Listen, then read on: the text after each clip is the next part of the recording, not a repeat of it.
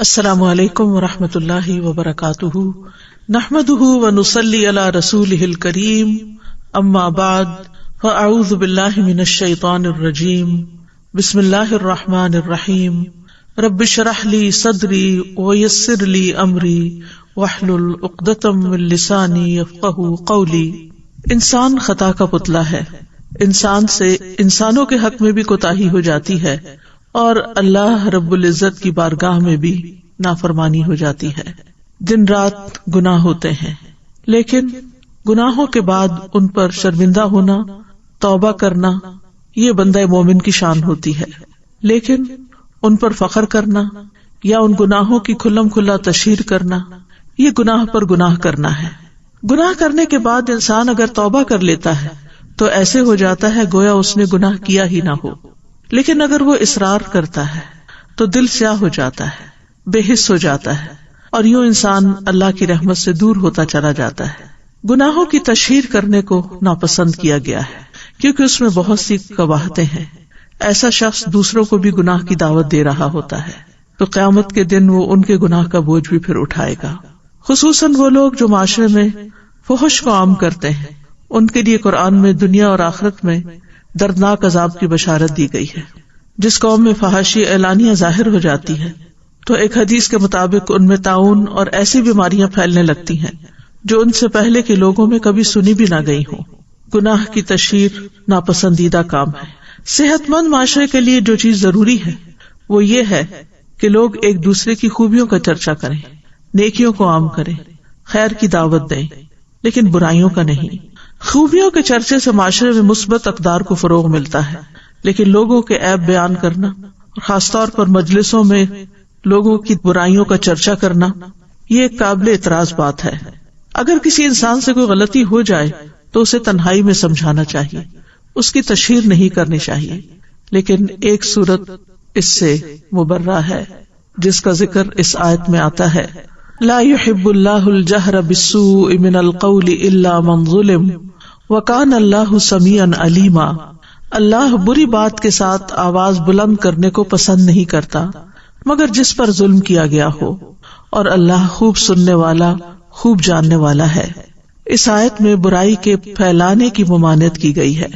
شریعت نے اس بات کی تاکید کی ہے کہ کسی کے اندر برائی دیکھو تو اس کا چرچا نہ کرو بلکہ تنہائی میں اس کو سمجھاؤ۔ تو لا يحب اللہ الجہر بالسوء من القول، اللہ بری بات کے ساتھ آواز بلند کرنے کو پسند نہیں کرتا۔ بالسوء میں کیا چیزیں ہیں؟ اس میں وہ تمام برے اقوال شامل ہیں جو تکلیف دہ اور غم پہنچانے والے ہیں، مثلاً ایک دوسرے کے ساتھ بدتمیزی سے پیش آنا، گالی گلوچ کرنا، تہمت لگانا، بد اخلاقی کا معاملہ کرنا۔ تو ایسے تمام اقوال سے منع کیا گیا ہے جنہیں اللہ تعالیٰ ناپسند کرتا ہے۔ اس کے برعکس اللہ تعالیٰ اچھی بات کو پسند کرتا ہے، مثلاً ذکر الہی، نرم پاکیزہ کلام، دوسروں کے ساتھ اچھے طریقے سے پیش آنا۔ تو فرمائے کہ لا يحب اللہ الجہر بالسوء من القول الا من ظلم، ہاں جس پہ ظلم کیا گیا ہو وہ اپنے ظلم کی داستان اپنا حق لینے کے لیے دوسرے کو سنا سکتا ہے، یعنی مظلوم کو ظلم کے اظہار کی رخصت ہے، یعنی وہ اپنے اوپر کیے جانے والے ظلم کا اظہار کر سکتا ہے۔ لہذا مظلوم کے لیے ظالم کے خلاف بد دعا کا اظہار کرنا جائز ہے۔ اسی طرح اگر وہ کسی سے ذکر کر سکتا ہے تاکہ اس کی مدد کی جا سکے تو اس کی بھی اجازت ہے۔ اسی طرح یہ ہے کہ اگر ظلم کی صورت میں کسی نے اس کو برا بھلا کہا ہے تو اس کو ویسا ہی جواب بھی دے سکتا ہے۔ اللہ سبحانہ وتعالیٰ نے مظلوم کو بری بات کے اظہار کی رخصت اس لیے دی ہے تاکہ وہ اپنا غصہ ٹھنڈا کر لے اور تاکہ وہ تلوار کی طرف یا ہاتھ سے دبوچنے کی طرف چھلانگ نہ لگائے، یعنی بات کا جواب بات سے دے نہ کہ تلوار سے یا کسی آلے سے۔ یہ ابن عاشور نے کہا ہے۔ حسن بصری کہتے ہیں مظلوم ظالم کو بد دعا نہ دے بلکہ کہے اے اللہ اس کے خلاف میری مدد کر، اے اللہ اس سے میرا حق نکلوا دے۔ تو بہرحال اپنا حق لینے کے لیے تو انسان اپنے اوپر ہونے والے ظلم کا ذکر کر سکتا ہے، لیکن اس کے باوجود معاف کر دینا اور ظلم و زیادتی میں مقابلہ نہ کرنا زیادہ بہتر ہے۔ برائی کو بیان کرنے کی کچھ اور استثنائی صورتیں بھی ہیں۔ حضرت عائشہ سے مروی ہے کہ ایک مرتبہ ایک آدمی نبی صلی اللہ علیہ وسلم کی خدمت میں حاضر ہوا. جب وہ اندر آیا تو نبی صلی اللہ علیہ وسلم نے اسے اپنے قریب کیا اور اپنے پاس بٹھایا. جب وہ چلا گیا تو عائشہ رضی اللہ عنہا نے عرض کیا, اے اللہ کے رسول, کیا آپ نے اس شخص کے متعلق اس طرح نہیں فرمایا تھا؟ یعنی وہ ایک اچھا آدمی نہیں. آپ نے فرمایا کیوں نہیں, لیکن بات یہ ہے کہ یقیناً سب سے بدترین آدمی وہ ہوگا جسے لوگوں نے اس کے شر سے بچنے کے لیے چھوڑ دیا ہو, یعنی لوگ اس سے ملنا نہ چاہتے ہوں, لوگ اس سے تعلق نہ رکھنا چاہتے ہوں. تو اس لیے ہمیں دوسروں کے ساتھ ایسا معاملہ نہیں کرنا چاہیے کہ لوگ ہم سے بھاگنا شروع کر دیں. اور آیت کے اختتام میں آتا ہے کہ اللہ سبحانہ تعالیٰ سننے والا جاننے والا ہے, یعنی اللہ تعالیٰ کی دو صفات کا ذکر یہاں پر کیا گیا ہے. یعنی اس آیت کے اندر چونکہ اچھے اور برے اور مباح کلام کے احکام دیے گئے ہیں, تو اس لیے اللہ تعالیٰ نے آگاہ فرما دیا کہ وہ سننے والا ہے, تمہارے اقوال سنتا ہے, اس لیے ایسی بات کرنے سے بچو جو تمہارے رب کی ناراضگی کا باعث بنے اور وہ تمہیں اس پر سزا دے. تو اس سے اس آیت میں اچھی بات کہنے کی بھی ترغیب ملتی ہے کہ اللہ تعالیٰ سن رہا ہے. لہٰذا ہم کیا چاہیں گے کہ اللہ تعالیٰ اگر سن رہا ہے تو ہم کیسی بات کریں؟ وہ بات کریں جو اللہ کو پسند آ جائے, اور ان باتوں کو چھوڑ دیں کہ جو اللہ تعالیٰ سننا نہیں چاہتا, جو اللہ تعالیٰ کو پسند نہیں. اور علیمہ یعنی وہ تمہاری نیتوں کو جانتا ہے, تمہارے ارادوں کو جانتا ہے, تمہاری باتوں کو جانتا ہے, تمہارے اوپر ہونے والے ظلم کو جانتا ہے, اور اس ظلم کے جواب میں جو کچھ تم نے کیا اس کو بھی جانتا ہے. تو بہرحال اس آیت سے یہ بات واضح ہوتی ہے کہ مظلوم کو بدلہ لینے کی اجازت ہے. ہمارے دین میں ظلم کرنا منع کیا گیا. قیامت کے دن انسان کے لیے اس کا دنیا میں کیا ہوا ظلم جو ہے وہ اندھیرے کی شکل میں ہوگا, لہذا کسی پر بھی ظلم نہیں کرنا چاہیے. لیکن اگر کسی پر ظلم ہو تو اس کو اس کا بدلہ لینے کی بھی اجازت دی گئی. سورۃ الشورى میں اللہ تعالیٰ فرماتے ہیں والذین اذا اصابهم البغی هم ينتصرون, اور جب ان پر زیادتی ہوتی ہے تو وہ بدلہ لے لیتے ہیں. وجزاء سیئۃ سیئۃ مثلها, لیکن اس کا یہ اصول بتا دیا گیا کہ برائی کا بدلہ ویسی ہی برائی ہے. فمن عفا واصلح فاجرہ علی اللہ انہ لا يحب الظالمین, پھر جو کوئی معاف کر دے اور صلح کر لے تو اس کا اجر اللہ کے ذمہ ہے, اور وہ ظالموں کو قطعاً پسند نہیں کرتا. وَلَمَنِ انتصر بعد ظلمه فَأُولَئِكَ مَا عَلَيْهِم مِّن سَبِيلٍ, اور جو شخص ظلم ہونے کے بعد بدلہ لے لے تو اس پر کوئی الزام نہیں, یعنی اس کی کوئی پکڑ نہیں. اسی طرح صاحب حق کو بات کرنے کی اجازت ہے. ابو ہریرہ کہتے ہیں کہ ایک شخص نبی صلی اللہ علیہ وسلم سے اپنے قرض کا تقاضا کرنے کے لیے آیا اور سخت گفتگو کرنے لگا. صحابہ غصے سے اس کی طرف بڑھے, لیکن رسول اللہ صلی اللہ علیہ وسلم نے فرمایا اسے چھوڑ دو, کیونکہ یہ صاحب حق ہے اور یہ کہنے کا حق رکھتا ہے. یعنی جس کا حق ہو وہ اپنا حق لینے کے لیے اگر غصے میں بھی بات کر لیتا ہے تو اس کو اجازت ہے. پھر آپ نے فرمایا کہ اس کے قرض والے جانور کی عمر کا ایک جانور اسے دے دو. صحابہ نے عرض کیا یا رسول اللہ, اس سے زیادہ عمر کا جانور تو موجود ہے لیکن اس عمر کا نہیں. آپ نے فرمایا اسے وہی دے دو, کیونکہ سب سے اچھا آدمی وہ ہے جو دوسروں کا حق پوری طرح ادا کرے, یعنی حق سے کم نہ لوٹائے, حق سے زیادہ دے تو وہ زیادہ بہتر ہے. اسی طرح اپنے اوپر ہونے والے ظلم کے اظہار کی اجازت ہے. تو اس بارے میں ابو ہریرہ روایت کرتے ہیں کہ ایک شخص نے کہا اے اللہ کے رسول, میرا ایک ہمسایہ ہے جو مجھے اذیت دیتا ہے. آپ نے فرمایا جاؤ اپنا سامان نکال کر راستے پر رکھ دو. بس وہ گیا اور اس نے اپنا سامان باہر نکال دیا, یعنی گھر سے باہر نکال کے رکھ دیا. لوگ وہاں جمع ہو گئے اور پوچھنے لگے تمہارا کیا معاملہ ہے, یہ تم کیا کر رہے ہو؟ اس نے کہا میرا ایک ہمسایہ ہے جو مجھے اذیت دیتا ہے. جب میں نے نبی صلی اللہ علیہ وسلم کو یہ بات بتائی تو آپ نے فرمایا جاؤ اپنا سامان نکال کر راستے پر رکھ دو. لوگ کہنے لگے اے اللہ اس ہمسائے پر لعنت بھیج, اے اللہ اسے رسوا کر. یہ بات ہمسائے تک پہنچی تو وہ اس کے پاس آیا اور کہا اپنے گھر واپس چلے جاؤ, اللہ کی قسم اب میں تمہیں کبھی اذیت نہیں دوں گا. یعنی کچھ لوگ ایسے ہوتے ہیں کہ جو پیار سے نہیں مانتے, آرام سے بات نہیں سمجھتے, تو پھر ان کے ساتھ سختی کرنے کی بھی اجازت ہے. لیکن یہ یاد رہے کہ بدلہ لینے سے زیادہ بہتر چیز معاف کر دینا ہے. سورۃ النساء کی آیت 149 میں آتا ہے ان تبدوا خیرا او تخفوه او تعفوا عن سوء فان اللہ کان عفوا قدیرا. اگر تم کوئی نیکی ظاہر کرو یا اسے چھپاؤ یا کسی برائی سے درگزر کرو تو بے شک اللہ بہت معاف کرنے والا بہت قدرت رکھنے والا ہے۔ نبی صلی اللہ علیہ وسلم نے ظلم کو معاف کرنے کی وصیت بھی کی۔ حضرت علی کہتے ہیں ہم نے رسول اللہ صلی اللہ علیہ وسلم کی تلوار کے دستے میں یہ لکھا ہوا پایا، جو تم پہ ظلم کرے اس سے درگزر کرو، جو رشتہ توڑے اس سے رشتہ جوڑو، جو تمہارے ساتھ برا کرے اس کے ساتھ احسان کرو، اور حق بات کرو اگرچہ اپنے خلاف ہی کیوں نہ ہو۔ یعنی اگر اپنا کہیں کوئی قصور ہے، کوئی غلطی ہے، کوئی زیادتی ہے تو اس کا اقرار کر لو۔ تو بہرحال انسان دوسرے کو بھی معاف کر دے اور خود اپنے بارے میں بھی اللہ تعالیٰ سے معافی کی درخواست کرتا رہے۔ عبداللہ بن مسعود کہتے ہیں کہ مسلمانوں میں سے سب سے پہلے جس آدمی کا ہاتھ کاٹا گیا تھا، یعنی چوری کی سزا میں، لوگ اسے لے کر نبی صلی اللہ علیہ وسلم کے پاس آئے اور عرض کیا یا رسول اللہ اس نے چوری کی ہے، جس پر رسول اللہ صلی اللہ علیہ وسلم کے چہرہ مبارک کا رنگ اڑ گیا۔ کسی نے عرض کیا یا رسول اللہ، یعنی وہ کہہ رہا تھا کہ کیا ہوا؟ تو آپ نے فرمایا تم لوگ اپنے ساتھی کے متعلق شیطان کے مددگار ثابت ہوئے، جبکہ اللہ عز و جل معاف کرنے والا اور معافی کو پسند فرماتا ہے، اور کسی حاکم کے لیے یہ جائز نہیں کہ اس کے پاس حد کا کوئی مقدمہ آئے اور وہ اسے نافذ نہ کرے۔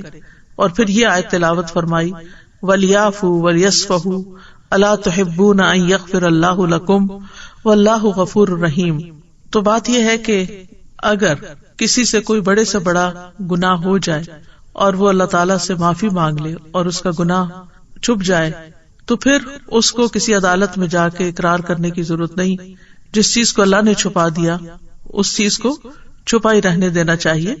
لیکن اگر کوئی معاملہ حاکم تک پہنچ جائے تو پھر اس کو حد نافذ کرنا ضروری ہوتا ہے۔ لیکن عام طور پر اگر دو لوگوں کے بیچ میں کوئی چیز ہو گئی ہے تو کسی کورٹ میں عدالت میں جانے کی بجائے ایک دوسرے کو معاف کر کے درگزر کر دینا چاہیے۔ معاف کرنے سے عزت میں ہی اضافہ ہوتا ہے۔ رسول اللہ صلی اللہ علیہ وسلم نے فرمایا درگزر کیا کرو، اللہ تمہیں عزت دے گا۔ ایک اور روایت میں آتا صحیح مسلم میں رسول اللہ صلی اللہ علیہ وسلم نے فرمایا صدقہ مال کو کم نہیں کرتا۔ بظاہر ایسا لگتا ہے کہ وہ ہمارے ہاتھ سے نکل گیا، ہمارے اکاؤنٹ میں کمی ہو گئی، لیکن اللہ سبحانہ تعالیٰ کہیں اور سے عطا کر دیتا ہے، اور معاف کرنے سے اللہ بندے کی عزت میں اضافہ ہی کرتا ہے، اور جو اللہ کے لیے تواضع اختیار کرتا ہے اللہ اس کو بلندی عطا فرماتا ہے۔ اور پھر اس آیت میں ایک خاص بات یہ ہے کہ اس میں اللہ سبحانہ تعالیٰ کی صفت محبت کا اس بات ملتا ہے کہ اللہ تعالیٰ محبت بھی کرتا ہے۔ امام ابن تیمیہ کہتے ہیں کہ کتاب و سنت اور مسلمانوں کا اجماع ہے کہ اللہ اپنے مومن بندوں سے محبت کرتا ہے اور وہ اس سے محبت کرتے ہیں، جیسا کہ اللہ تعالیٰ کا فرمان ہے والذین آمنوا اشد حبا للہ، ایمان والے سب سے زیادہ اللہ ہی سے محبت کرتے ہیں۔ اللہ سبحانہ وتعالیٰ کس سے محبت کرتا ہے؟ اللہ تعالیٰ محسنین سے محبت کرتا ہے، دوسروں پر احسان کرنے والوں سے، یعنی جو ہم سے اچھا نہ کرے ہم اس کے ساتھ اچھا کریں۔ ان اللہ یحب المحسنین، اللہ تعالیٰ متقین سے محبت کرتا ہے، فإن اللہ یحب المتقین، اور جس سے اللہ تعالیٰ محبت کرتا ہے اس کا اعلان کر دیتا ہے۔ حدیث میں آتا ہے جب اللہ تعالیٰ کسی بندے سے محبت کرتے ہیں تو جبریل علیہ السلام کو بلاتے ہیں اور ان سے کہتے ہیں بے شک میں اپنے اس بندے سے محبت کرتا ہوں، تم سب اس سے محبت کرو۔ تو جبریل علیہ السلام حاملین عرش میں اس کا چرچا کرتے ہیں، تو آسمان والے حاملین عرش کی ملی جلی آوازوں کا شور سنتے ہیں، تو ساتویں آسمان والے بھی اس سے محبت کرنے لگتے ہیں، پھر ہر ایک آسمان والے اس سے محبت کرتے ہیں، یہاں تک کہ اس کی مقبولیت آسمان دنیا تک آ جاتی ہے، پھر اس کا ذکر زمین پر اتر آتا ہے، پھر زمین والے بھی اس سے محبت کرنے لگتے ہیں۔ لہٰذا ہمیں وہ کام تو کرنے چاہیے کہ جن سے اللہ کی محبت حاصل ہوتی ہے، لیکن ان کاموں سے بچنا چاہیے کہ جو اللہ تعالیٰ کو پسند نہیں، کیونکہ اس سے اللہ تعالیٰ کی محبت نہیں ملتی۔ اور انہی میں سے ایک کام ہے لا یحب اللہ الجہر بالسوء، کہ برائی کو، گناہ کو ظاہر کرنا اللہ کو پسند نہیں، اونچی آواز میں اس کا چرچا کرنا اللہ کو پسند نہیں۔ اور سب سے بڑا گناہ یہ ہے کہ انسان اعلانیہ نافرمانی کرے، کھلم کھلا کرے، ڈھیٹ بن کے کرے، اوپنلی کرے۔ جب کوئی انسان علل اعلان گناہ کا ارتکاب کرتا ہے یا چھپ کر کرتا ہے اور اللہ تعالیٰ اس پہ پردہ ڈال دیتا ہے، لیکن وہ اللہ کے اس گناہ پہ پردہ ڈالنے کو کمتر سمجھتے ہوئے لوگوں کو بتانے لگتا، تو یہ چیز اللہ تعالیٰ کو سخت ناپسند ہے۔ اسی لیے اللہ تعالیٰ نے فرمایا لا یحب اللہ الجہر بالسوء من القول الا من ظلم، صرف مظلوم کو اجازت ہے ورنہ اجازت نہیں ہے۔ اور اس میں خاص طور پر جس چیز کو برا سمجھا گیا ہے وہ ہے گناہ کو ظاہر کرنا، کھلم کھلا کرنا، یعنی زبان سے کوئی گالی گلوچ مثلاً کرنا، یا عملی طور پر کوئی گناہ کر کے پھر اس کا اشتہار دینا یا اس پر فخر کرنا۔ ابو ہریرہ کہتے ہیں کہ میں نے رسول اللہ صلی اللہ علیہ وسلم کو فرماتے ہوئے سنا کہ میری تمام امت کو معاف کر دیا جائے گا سوائے کھلم کھلا گناہ کرنے والوں کے۔ اور گناہوں کو کھلم کھلا کرنے میں یہ بھی شامل ہے کہ ایک شخص رات کو کوئی گناہ کا کام کرے اور اس کے باوجود کہ اللہ نے اس کے گناہ کو چھپا دیا، مگر صبح ہونے پر وہ کہنے لگے اے فلاں میں نے کل رات فلاں فلاں برا کام کیا تھا، رات گزر گئی تھی، اس کے رب نے اس کا گناہ چھپائے رکھا، لیکن جب صبح ہوئی تو وہ خود اللہ کے پردے کھولنے لگا۔ اسی طرح ماضی کی کوئی غلطیاں ہو چکی ہوں، پرانے گناہ یاد ہوں، یا جن گناہوں پر انسان شرمندہ ہو تو اس کا ذکر لوگوں سے نہیں کرنا چاہیے، کیونکہ بعض اوقات کوئی گناہ ہمارے دل پہ بوجھ بنتا ہے۔ وہ بوجھ کیوں بنتا ہے؟ تاکہ ہم توبہ کریں، تاکہ توبہ کر کے اللہ کو منا کے اللہ کو راضی کر کے ان گناہوں کو نیکیوں سے بدل کے ہم اس گناہ کے بوجھ سے آزاد ہوں۔ لیکن بجائے اس کے کہ ہم توبہ کریں یا ہم اس گناہ کو دھونے کے لیے کوئی صدقہ خیرات کریں یا کوئی نوافل پڑھے یا کوئی ذکر اذکار کرے یا استغفار کرے، ہم لوگوں کو اپنی کہانیاں بتانا شروع کر دیتے ہیں، میں نے فلاں موقع پہ چوری کی اور فلاں موقع پہ زنا کیا اور فلاں موقع پہ ایسا کیا اور ویسا کیا۔ ان باتوں سے گریز کرنا چاہیے، ایسی باتوں کو معاشرے میں نہیں کرنا چاہیے، کیونکہ جو لوگ سنتے ہیں وہ بھی پھر وہ گناہ کرنے کو ہلکا سمجھنے لگتے ہیں اور ان کے لیے بھی گناہ آسان ہو جاتا ہے۔ ابن حجر کہتے ہیں کہ مجاہر سے مراد وہ شخص ہے جو اپنی نافرمانی کو ظاہر کرے، تو جو ہو چکا سو ہو چکا، اب اس کے اوپر اللہ سے توبہ کر کے رو رو کے معافی مانگ لی جائے، لیکن اعلان نہ کیا جائے، مجاہر نہ بنا جائے۔ تو گناہ کے اظہار کی 3 اقسام ہیں، اس میں ایک تو کھلم کھلا گناہ کرنا اور دوسرا جس کو اللہ نے چھپایا اس کو ظاہر کرنا، یعنی گویا ایک شخص فخر کا اظہار کرتے ہوئے یا اللہ کے پردہ ڈالنے کو حقیر سمجھتے ہوئے لوگوں کو اپنا گناہ بتاتا ہے، تو ایسے لوگ اللہ تعالیٰ کی درگزر اور معافی سے فائدہ نہیں اٹھاتے۔ تیسری قسم یہ ہے کہ فاسق لوگ ایک دوسرے کو نافرمانیوں کے بارے میں بتائیں اور ان کے بارے میں گفتگو کریں، اپنی مجلسوں میں ان کا ذکر کریں، تو یہ بھی ناپسندیدہ چیز ہے۔ تو گناہ اور نافرمانی دنیا اور آخرت میں برے انجام کا سبب ہے۔ نافرمانیوں کے بہت سے نقصان ہیں، بہت سے گناہ ایسے ہیں جس سے انسان کے رزق میں کمی ہو جاتی، جس سے انسان بلاؤں اور آفتوں کا شکار ہو جاتا ہے، اور گناہوں کی وجہ سے ہی آخرت میں بھی انسان کا انجام برا ہوتا ہے۔ پچھلی قومیں جتنی بھی تباہ و برباد ہوئی، ان کی وجہ کیا تھی؟ کہ انہوں نے اپنے رب کو ناراض کیا تھا۔ تو اس میں ہم دیکھتے ہیں کہ وہ کیا چیز تھی جس نے آدم علیہ السلام کو جنت سے نیچے اتروا دیا، وہ کیا چیز تھی جس نے قوم نوح کو ڈبو دیا، وہ کیا تھا جس نے قوم عاد کو ایک تیز و تند سرکش آندھی سے ہلاک کر دیا، وہ کیا چیز تھی جس نے قوم سمود کو کڑک کے عذاب سے ہلاک کر دیا، کس چیز نے قوم لوط کی بستیوں کو الٹا دیا اور اس کے بعد ان پر آسمان سے پتھر برسائے گئے۔ یاد رکھیے قوم لوط پر 1 نہیں 5 عذاب آئے تھے۔ وہ کیا چیز تھی جس کی وجہ سے فرعون اور اس کے لشکر کو ڈبو دیا گیا، اور اس کے علاوہ بھی دنیا میں دیگر اقوام کن چیزوں کی وجہ سے تباہ ہوئے؟ وہ دراصل ان کا گناہ کرنا اور کھلم کھلا گناہ کرنا تھا۔ ابن بطال کہتے ہیں گناہ کے اظہار کرنے میں اللہ اور اس کے رسول اور نیک مومنوں کے حق کو حقیر جاننا ہوتا ہے، اس میں ایک طرح سے ان کی مخالفت کرنا بھی ہے، اور گناہوں کو چھپانا ان کو ہلکا سمجھنے سے بچنا ہے۔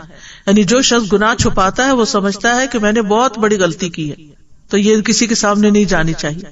لیکن جو شخص گناہ ظاہر کرتا ہے وہ کیا سمجھتا ہے؟ تو کیا ہوا، یہ کیا بات ہے، اس سے تو کوئی فرق نہیں پڑتا، کیونکہ گناہ کرنا جو ہے یہ کرنے والے کو ذلیل کر دیتا ہے، دوسروں کی نگاہوں میں گرا دیتا ہے۔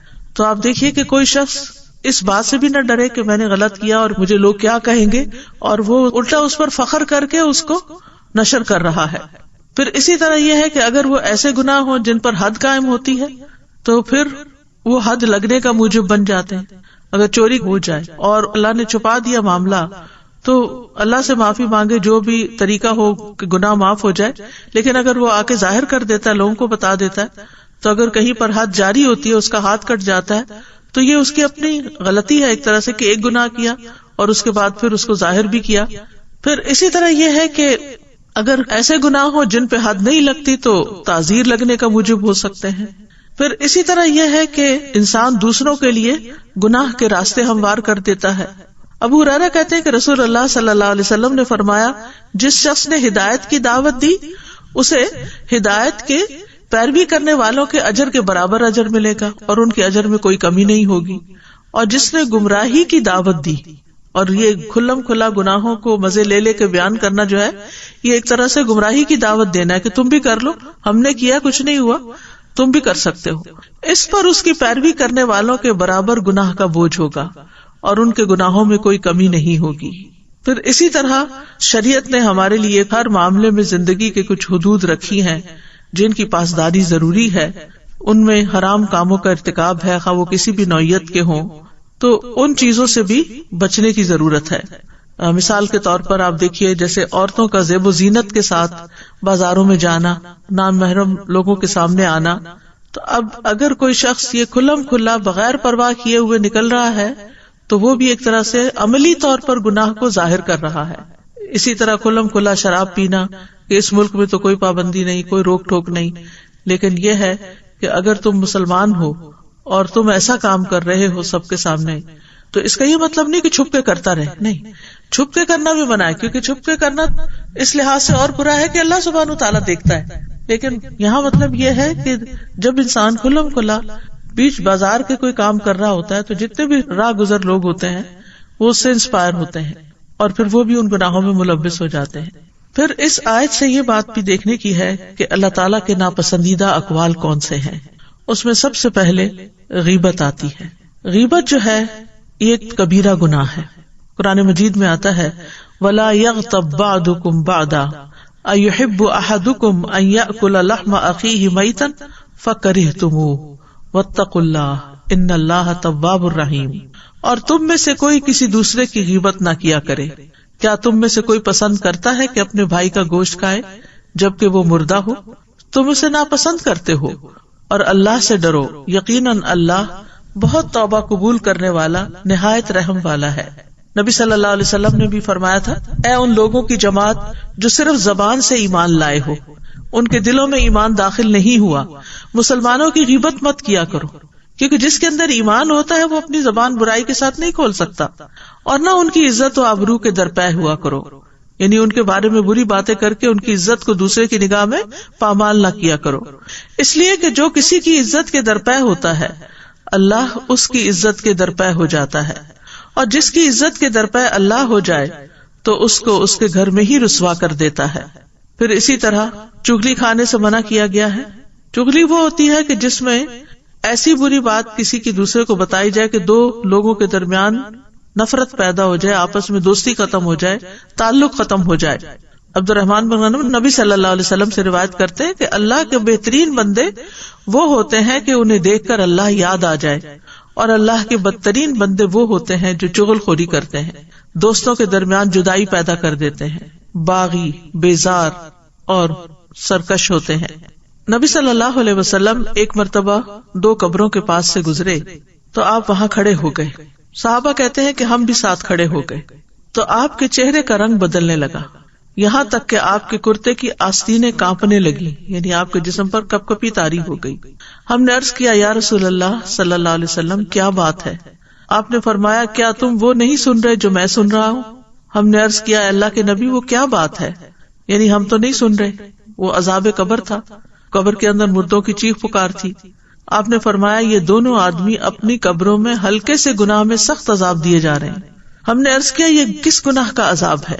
فرمایا ان میں سے ایک تو پیشاب کی چھینٹوں سے پرہیز نہیں کرتا تھا، یعنی پیشاب کرتے ہوئے اپنی پاکی ناپاکی کا خیال نہیں کرتا تھا، اور دوسرا لوگوں کو اپنی زبان سے تکلیف پہنچاتا تھا اور ان میں چغل خوری کیا کرتا تھا، یعنی ایسی باتیں کرتا تھا کہ جس سے دوسروں کو تکلیف ہو اور آپس میں لڑائیاں فساد ہوں.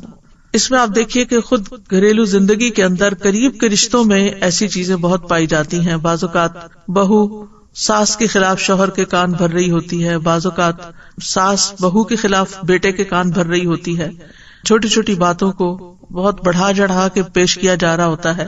اگر کسی کو منع کیا جائے تو وہ کہتے ہیں میں کون سا غلط بات کر رہی تھی، میں بھی تو وہی بات کر رہی تھی جو اس میں تھی. یہی تو غیبت ہے، یہی تو غیبت ہے. اگر وہ بات اس میں نہ ہو تو یہ بہتان بن جاتی ہے. جو اس سے بھی بڑا گناہ ہے. اسی طرح کسی کی عیب جوئی نہیں کرنی چاہیے کہ چھوٹے چھوٹے نقص نکال کے اس کو بتا کے تم یہ کیوں کرتے ہو, تمہارے اندر یہ غلط بات ہے.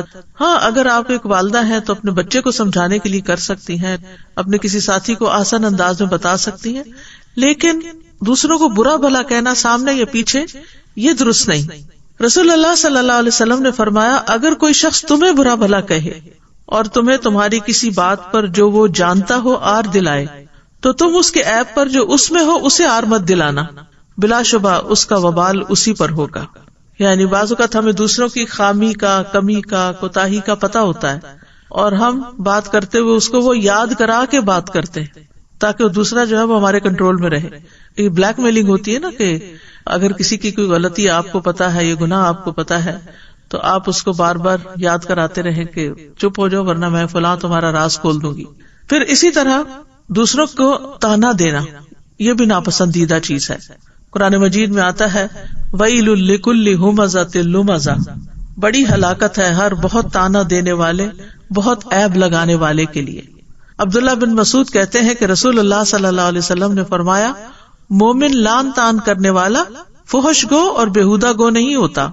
اسی طرح آپ نے ایک اور جگہ پر صحیح بخاری کی روایت فرمایا, جس نے کسی مومن پر لعنت بھیجی تو یہ اس کو قتل کرنے کے برابر ہے, اور جو شخص کسی مومن پر کفر کا الزام لگائے تو یہ بھی اس کے قتل کرنے کے برابر ہے. یہ معمولی الزامات نہیں, معمولی تانے نہیں ہے. پھر اسی طرح کسی کی بے عزتی کر دینا, لوگوں کے سامنے دوسرے کو رسوا کر دینا, یہ بھی اللہ تعالیٰ کو پسند نہیں. نبی صلی اللہ علیہ وسلم نے فرمایا, بے شک سب سے بڑا سود یہ ہے کہ انسان ناحق کسی مسلمان کی عزت سے کھیلے. ایک اور روایت میں آتا ہے کسی کی آبرو ریزی کرنا سب سے بڑا سود ہے. پھر اسی طرح زبان سے اذیت دینا دوسروں کو, یہ بھی اللہ تعالیٰ کو پسند نہیں. ابو ہریرہ کہتے ہیں کہ ایک آدمی نے عرض کیا, یا رسول اللہ, فلاں عورت کثرت سے نماز, روزہ اور صدقہ کرنے میں مشہور ہے, لیکن وہ اپنی زبان سے اپنے پڑوسیوں کو ستاتی ہے.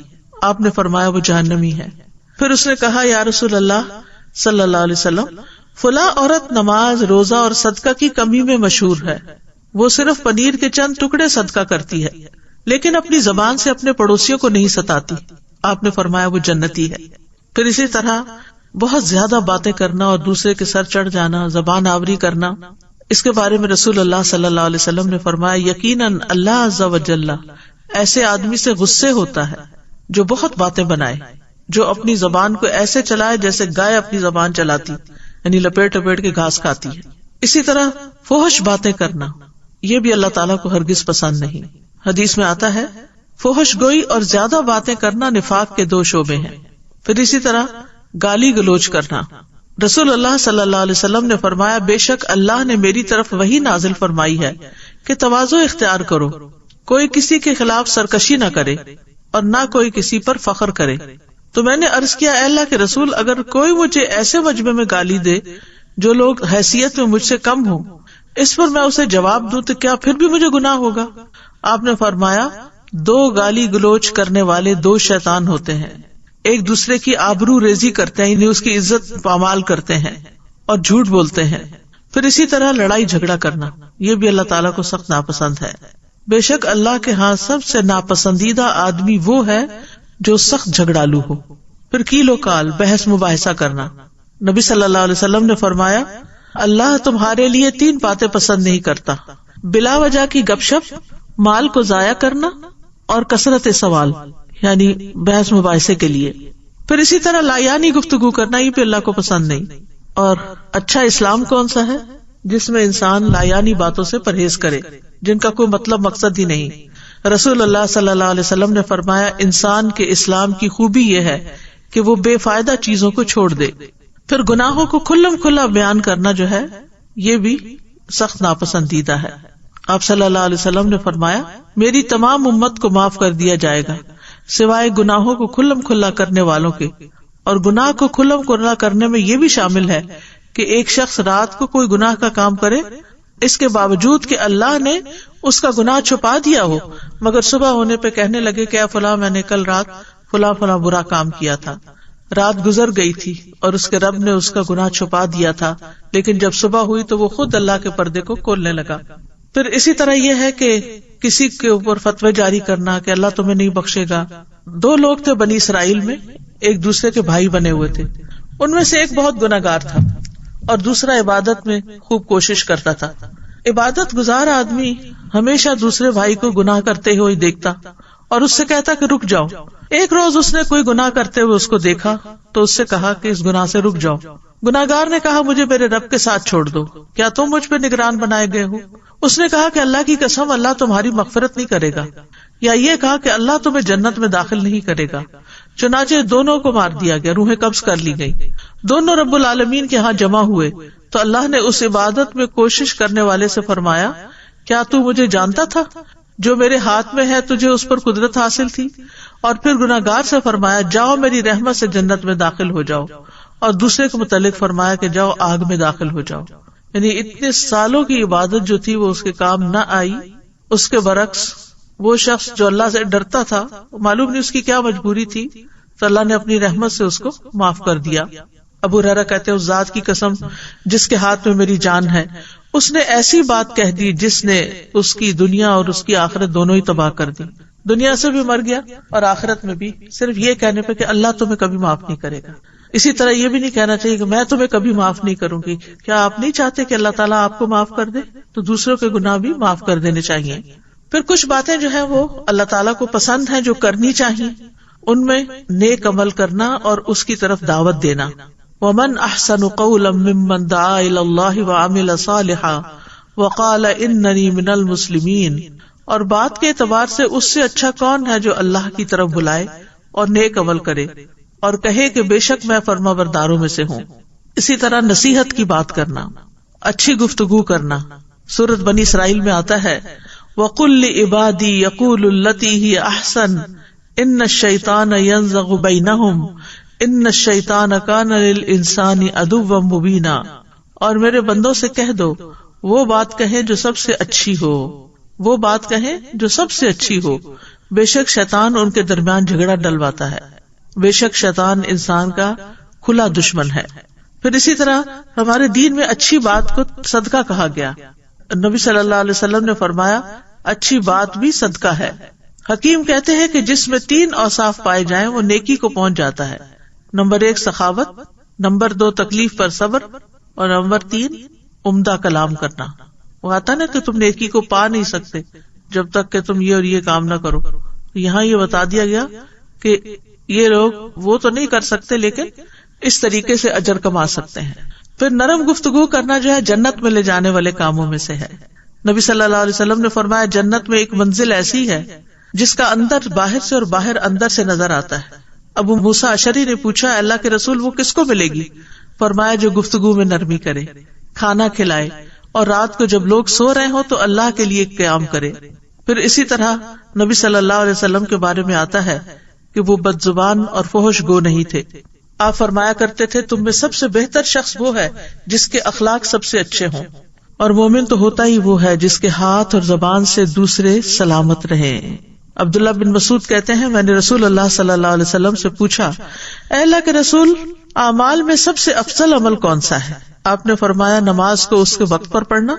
پھر کہا پھر کون سا اے اللہ کے رسول؟ فرمایا یہ کہ لوگ تمہاری زبان سے محفوظ رہیں، یعنی تمہاری زبان سے کسی کو تکلیف نہ پہنچے.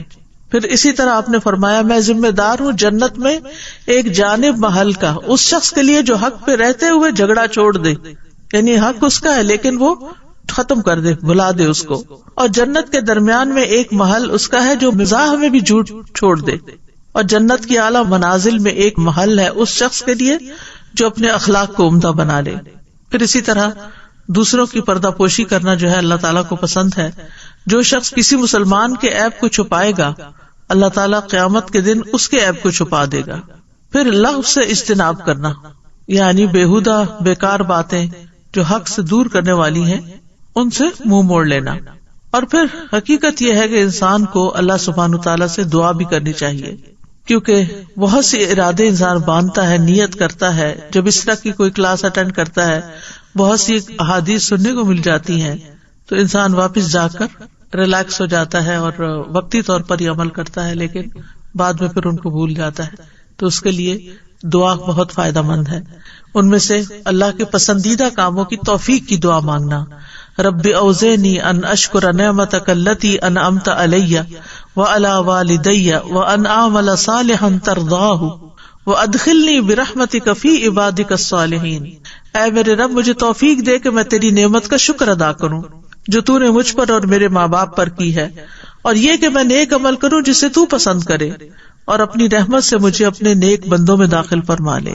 پھر زبان کی درستگی کی دعا کرتے رہنا چاہیے. اللہم اہد قلبی وسدد لسانی واسلل سخیمۃ قلبی. اے اللہ میرے دل کو رہنمائی عطا فرما، میری زبان کو درستگی عطا فرما، اور میرے دل کے کینے کو دور کر دے. پھر دوسروں پر ظلم کرنے سے پناہ مانگنی چاہیے. اللہم انی اعوذ بک من الفقر والقلۃ والذلۃ واعوذ بک من ان اظلم او اظلم. اے اللہ میں فقر و فاقہ، قلت اور ذلت سے تیری پناہ میں آتا ہوں، اور اس بات سے تیری پناہ میں آتا ہوں کہ میں کسی پر ظلم کروں یا کوئی مجھ پہ ظلم کرے. پھر اسی طرح اگر غصے میں آ جائے انسان اور کسی پر زیادتی کر بیٹھے خود، تو اس صورت میں اس کو دعا کرنی چاہیے کہ اے اللہ جس مومن کو میں تکلیف دوں یا اس کو برا کہوں یا اسے سزا دوں تو اسے اس کے لیے کفارہ اور باعث قرب بنا دے کہ وہ قیامت کے دن تیرے سے قریب ہو. پھر اسی طرح غصے کی حالت میں حق بات کہنے کی توفیق مانگنی چاہیے. وَأَسْأَلُكَ كَلِمَةَ الْحَقِّ فِي الرِّضَا وَالْغَضَبِ. اے اللہ خوشی اور غصے کی حالت میں حق بات کہنے کی توفیق عطا فرما. اور کرنے کے کام یہ ہے کہ اگر کوئی ظلم کرتا ہے تو اس کو معاف کر دیں، لوگوں سے درگزر سے کام لیں، جو کچھ ان کے پاس ہے ان پہ نظر نہ رکھیں. پھر اسی طرح اگر کوئی ہمارے ساتھ برائی کرے تو اس کا جواب احسن طریقے سے دیں، جاہلوں سے اعراض کریں، اپنی زبان کی حفاظت کریں، فائدے کی بات کریں ورنہ خاموش رہیں. زبان سے اللہ کی پسند ہی کی بات نکلے. لا یعنی اور بیکار گفتگو سے بچیں. کسی کے تکلیف پہنچانے پر اس کے لیے دعائے خیر کر دیں. تکلیف دینے والوں سے بدلہ نہ لیں اور ان سے خیر کی توقع رکھیں. ظالم کے حق میں بھی دعائے خیر کر دیں کہ اللہ سبحانہ تعالیٰ اس کو بھی ظلم سے باز آنے کی توفیق عطا فرمائے. وآخر دعوانا ان الحمد للہ رب العالمین. سبحانک اللہم وبحمدک اشہد ان لا الہ الا انت استغفرک واتوب الیک. السلام علیکم ورحمۃ اللہ وبرکاتہ.